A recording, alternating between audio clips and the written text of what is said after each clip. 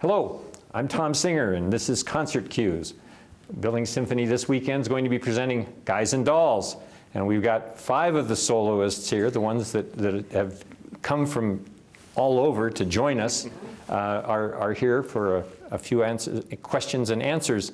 I think we ought to start by just having you go one at a time and saying a little bit about who you are, your name, where you're from, and what character you're playing. That work? Yeah. Let's start with Nicely, right in the front here. All right. My name is Corey Lee Blasi. I am from Michigan, but I live in New York City. I'm thrilled to be here, ready to perform with this outrageous talent. Your entry said you're really excited to be, like, Nicely is a dream. Yes, I have always, this role is just one of those roles that I've always been like, I have to play that role. I have to play that role. I have to play that role. And I originally auditioned for Nathan, and I was like, well, I love the show. I love the show. And I got an email, and she was like, well, I can't offer you Nathan, but how would you like to play Nicely? And I was like, I wanted to play Nicely anyway! So everything works for a reason. That's right. That's very cool. All right, let's go to Desiree. Yes. Hi, I'm Desiree Devar, and I am originally from Southern California, but live in New York City area. This is my husband, he's in it too. I'm playing Miss Adelaide, the really funny, silly one that sneezes and sings and kooky and silly. So I'm excited to play that because I don't get enough chances to play stuff like that. I play like Anita in West Side Story and things that are sassy and, you know, big dance roles. So I'm excited to play this funny lady. Yeah. Very cool. Yeah. And Nicholas? And I'm Nicholas, and I play the husband. That's my role. Now I play Nathan. But basically, Nathan Detroit. I mean, yeah, we get to play opposite. Yeah, it's great. It's wonderful. So are you really married in the show? We are engaged in the show. Engaged. For 14 Married in real years. life. Yes. 14 years we're engaged. It's a point of contention. It's always, I've known engagements like that. They usually didn't go well. So yeah, I'm originally from Canada, and I've been living in the New York City area for the long time now. Okay. Yeah. All right, and going around the circle here, Robert? Yes, I'm Robert Ariza. I'm playing Sky Masterson. I was born and raised in New York, so I'm still based there. Playing Sky is something I actually never thought would happen, but it's really an honor, and it's great because it's something that it's a style of singing I don't really get often asked to do. I've done Marius and Les Mis, I've done Hamilton, and so to get the chance to croon to this gorgeous Frank Lesser score is actually something that I'm really, really excited to get to do. Ah, very neat. And Jessica? Yes, I am Jessica Souza, and I will be singing Sarah Brown, and I'm from Southern California, and I live in San Diego. So I'm very excited to be in the snow for a while, although there's no snow. In the colder weather. But thank God it's sunny. But yeah, I'm really excited to I did Sarah Brown 20 years ago.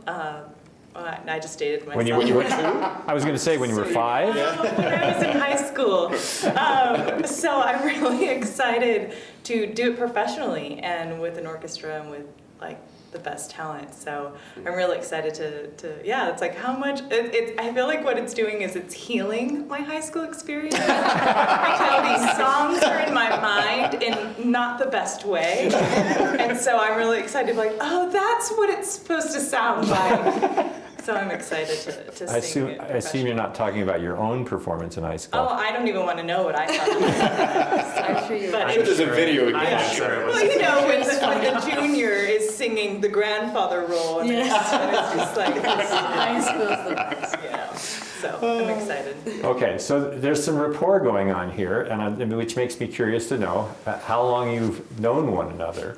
And the camera crew asked me to kind of point at people so that they got some idea of who I'm looking at. So I'm going to pick on Sky to talk about who he knows and how he knows him. I met everyone yesterday. I've known these fine people for less than 24 hours. And Jessica and I met in the airport, actually, on the way here. There you go. 2 days ago. No, yesterday. Oh, that's yesterday. Yeah, yesterday. Oh, that's right. Yeah. Yeah, on the way here. So before you got on the plane, not when you got off of it. Yeah, no, as we were waiting to board the plane.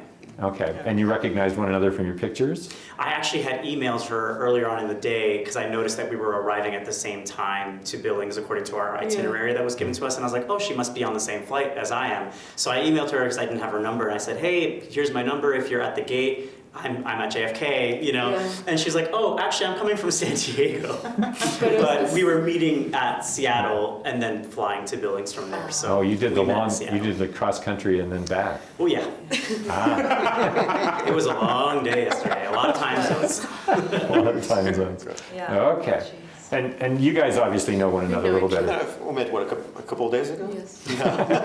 We actually met in, well, yeah, sure, when we met. We met in 2012 while doing the musical White Christmas in Denver. Yeah.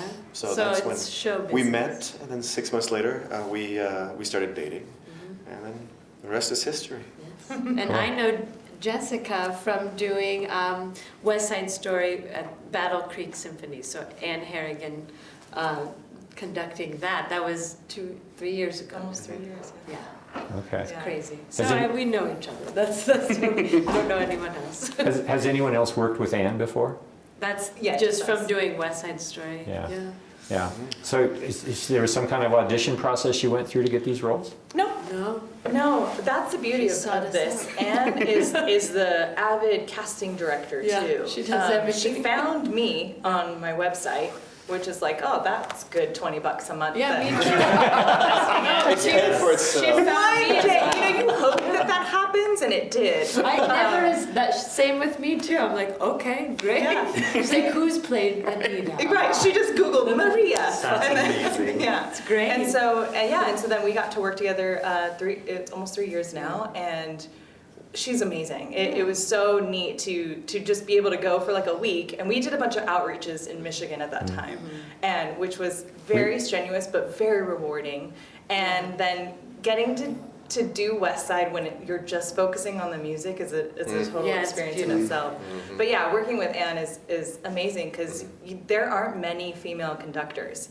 And so to have that and it has just been a gift. And then, yeah, to be able to work with Desi, and I'm so excited. I'm like, yay, now we're doing something other than West Side. Completely different, not as intense. Yeah, right, not as brutal. Nice. Not as what? Brutal. Brutal. West Side's a little tragic. Yes. Right. It pulls at your heart. Yeah. Yeah. But this show pulls at your heart in a different way, Yes. which is exciting and lovely. And so, yeah. So what is it about this show that's special to people? And I'm going to pick on Nicholas first. Well, the music, I mean, it's so iconic. You hear some of the music, you're like, oh, Luck Be a Lady. I thought that was a Frank Sinatra song. No, it was before Frank sang it. It was in this musical, and this was in 1950. It was created, and then the movie was in 1955 with Frank Sinatra. So there's some... But as the other role. Yeah, he played the As other role. Nathan. That's right. That's right. And so when the audience comes and hears this incredible score music, they're like, "Oh, that's from this musical," and just to Yeah, have even if like they're not- sit down, you rock in the boat. And I mean, after one rehearsal, we were just blown away by it. Nicely over here. Corey is just like a powerhouse. So it was just very exciting to get to hear the orchestra with our voices. Yeah, we haven't heard them yet, so No, it'll exactly. be really Very fun. excited. Yeah, absolutely. Yeah. And when does that happen? Tomorrow night? Tonight. Tonight. Tonight Ah, with the orchestra. okay. Excellent. Tonight. I was waiting for someone. There we go. It's the only non-singer in the group. You were going to say something, Jessica? Yeah, I mean, I think this show, first of all, it's just one of those classics. Like being a classical soprano, I always want to sing the legit musical theater roles, and this is one of them. And I mean, when I think of like iconic love stories, I love Sky and Sarah's love story. It's just polar opposites that fall in love and break the barriers. But you know, the song "I've Never Been in Love Before" is one of my favorites, and it just, you know, you just want to fall in love with somebody in that way, and you like pray that happens to you. So it's just one of those movie magical moments that I feel like is definitely found in the music that you get to experience. And it's very, yeah, I don't know what it is about the legit musical theaters when it's scored this way, that it takes you back to a time, and like a romantic time too. I feel like you get to dream again, and it's magical and but very real when it's like long engagements and guys that don't Non-committal. change. You're like, should I marry you? And I'm singing "Marry the Man" today, and I'm like, gosh, if only that could happen. So you want to marry me today? It doesn't work nowadays. But Yeah. Well, and that's one of the questions. It's dated in a way, and in a pretty dramatic Yeah. way. I mean, the one of the songs that I was just listening to on the way out here, there's a woman talking about how you marry him and then change him. Yeah, that's exactly. That means it's not PC, right? No, right? So how is it relevant today then? I think that's what makes the show so great, is that it's giving you the legit, amazing, beautiful classical musical theater, but on the other side, it gives you this caricature of life. yeah. That like you get everything wrapped up in it. You get that drama, you get that high intense what's going to happen here. But then coming through is just somebody waddling, just making jokes and like poking fun, and then you're like, oh.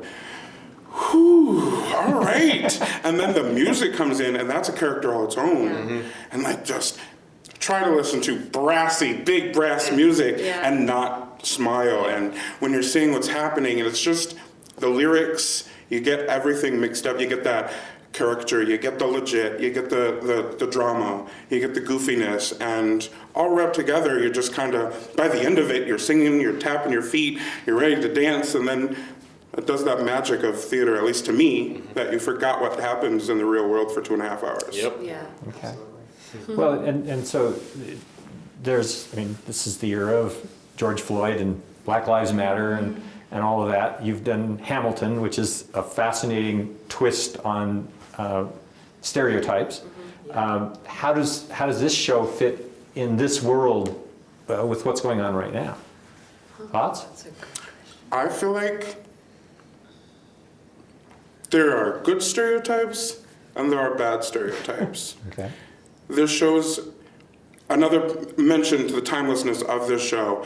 There is the caricatures of the stereotypes are like of a gambler or of somebody singing in a nightclub. It's not what color is their skin. And to think that they wrote this musical with everything in this show, and you could do it today and not change anything, and you never once think, why does that person look like that? Why does that person sound like that? That's right. Why is that person dancing like that?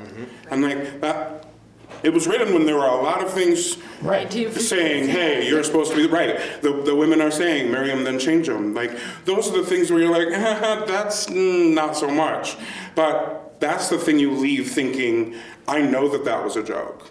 Yeah, Right. I don't. Like, she said you mustn't squeeze the melon so you get this melon's home. Like, that's an amazing line. So you're not wrapped up like, wait a minute. She's trying to overturn everything. So you get that funny joke, and they haven't slammed anyone. They haven't made you feel like anyone in this show is supposed to look a certain way.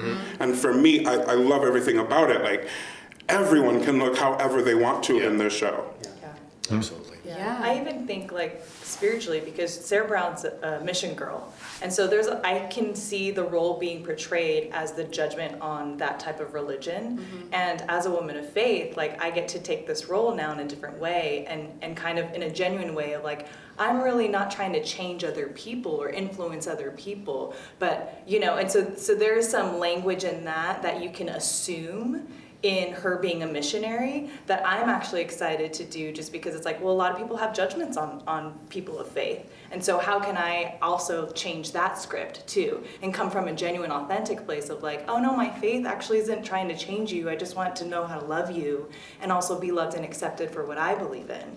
And so I think there is also that. And then, yeah, I think this is one of the scripts I was like realizing, like, I love that we're able to be so culturally diverse, because I mean, I look white, but I'm half Guatemalan.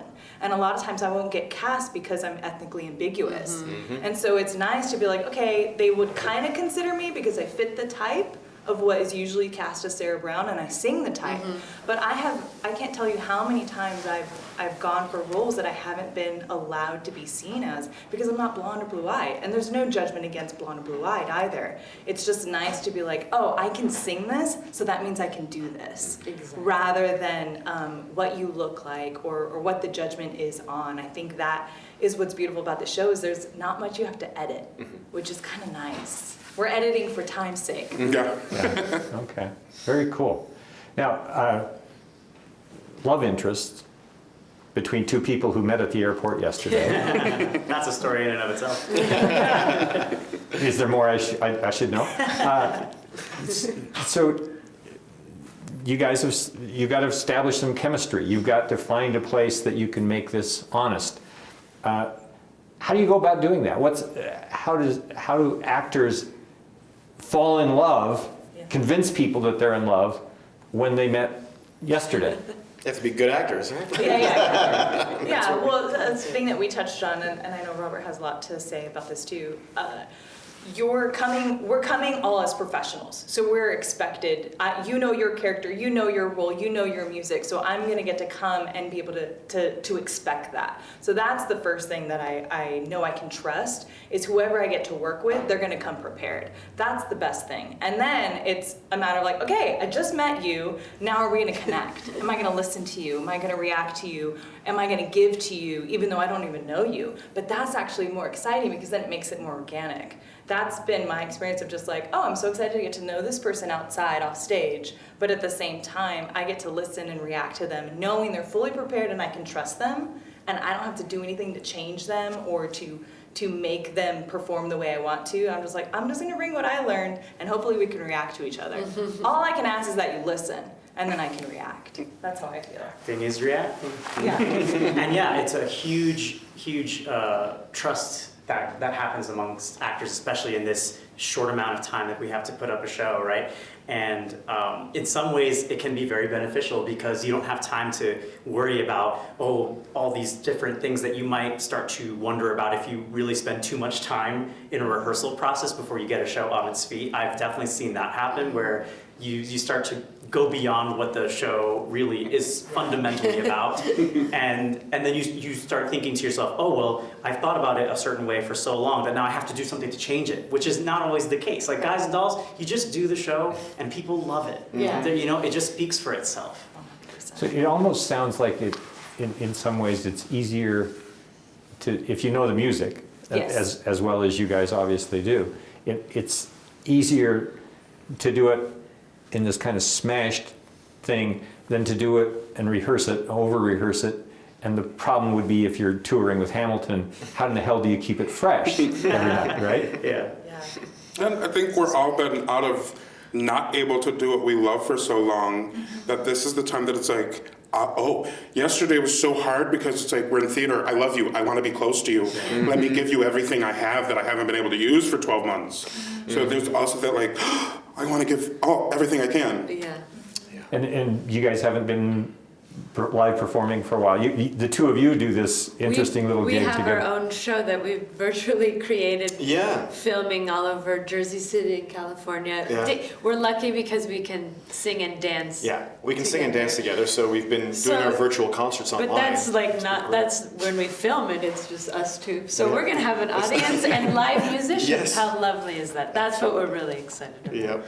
Very, very cool. So we've only got about a minute left here. I'm curious if there's anything else that any of you have that you didn't get a chance to say. Oh. I'm glad you're in Montana. I happened to be in San Diego last week, and it was Perfect, right? it was colder there during the day than it was here. The nighttime temperatures were lower here, but the daytime temperatures, it was hilarious. I never took off my vest. But you live in a beautiful city, and it's nice to have you all here from all over the country. It's nice to be here. And Yeah. this has been a very enjoyable group to talk to. I can see that this is going to be a heck of a lot of fun to watch. Yeah, it will be. It will be. One thing I'll say is I'm grateful for Billings, like that Absolutely. we're able to perform. All of us are from all, these major populated cities that everything's still shut down. It's hard, yeah. So thank you to Montana, thank you to Billings for able to have us. Like Corey said, it's just so nice to be able to sing again with people, with live music. Yeah. Like I've been rehearsing to a track for the last month. Yeah. I'm so It'll be excited. fun. And to do it safely as well, to have the safety Yes. protocols that we are being safe and happy to be Yeah. here. All right, we're done. Thank you very much. Nice talking to Thank you. you. Break a leg. Thank you very much. Thank you.